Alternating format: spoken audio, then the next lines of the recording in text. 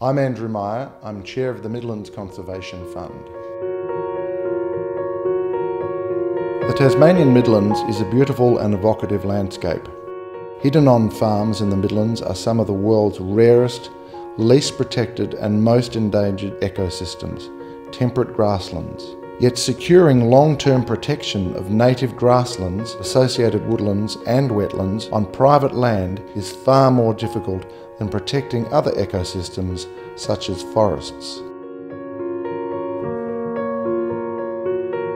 The Tasmanian Midlands is one of the very first areas in Australia to be settled, and the legacy of that is we have very, very high rates of loss of different native vegetation communities. So the Midlands has got a mixture of grasslands, grassy woodlands and wetlands, but in most cases these communities have been cleared down to less than 10% of their former extent. So what we have remaining can be in poor condition, can be fragmented, it's not well connected, but they're really valuable from a conservation point of view. It's very much a Glover landscape or some of those early Heidelberg painters, and we're at risk of losing those environments. The Midlands Conservation Fund is a partnership between Bush Heritage Australia and the Tasmanian Land Conservancy. It is a company limited by guarantee and managed by an independent board of directors as a perpetual fund. Income from the fund is used to support long-term stewardship agreements with farmers to protect and manage native grassland and bush of high conservation priority. The Von Bibras have been farming here since 1916. It is very much a part of our family and our heritage, and we feel very strongly about it. 25 years ago I came back to help my father, and I was faced with how we incorporate conservation into productive agriculture, and it's been a challenge that we've managed to have some small wins in over the years, and we feel like we're finally making some gains. I've been educated by conservationists to realise that we've got some very special grasslands here, and it's preserving those grasslands that were already in good shape that has been our focus. So we've identified the areas within the property that are valuable. They've educated us on how little of this type of landscape remains in intact, good condition within Tasmania, and there's a small number of us that are responsible for it. And we take that responsibility very seriously, and we're hoping future generations will as well. I don't feel that any one generation owns the land. I think you're always just a guardian for the next generation and the next generation. It's important to remember that and to act with the land's best interests.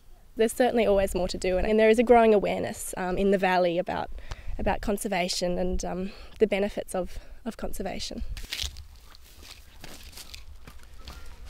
Here's a good example of what we're trying to achieve. This plant here is kangaroo grass. It's been allowed to seed. Normally sheep would keep that lowly grazed. The plant would suffer from not having root reserve and would not be given the opportunity to go through its life cycle, set seed and then re-establish new plants. As a child, I can remember my father saying that you would never want to plough this valley up. It's too valuable to us from a wool grazing point of view, for sheep off shears and for ewes and lambs. And so we're lucky enough that this area was never developed, but throughout the Midlands, valleys like this have been converted into pasture, and now more often than not into irrigated areas where farmers are getting massive returns from commercial crops like cereals and poppies. And those of us that have protected the landscape are left with minimal returns and no longer able to develop it. And it's through contributions like this fund where we're getting recognition for our past good work, and we are getting some reward for not being able to develop this area. We launched the first round of agreements in 2013. For farmers, the opportunity to receive a reliable annual income stream for best practice conservation is a game changer for how they focus on managing these areas.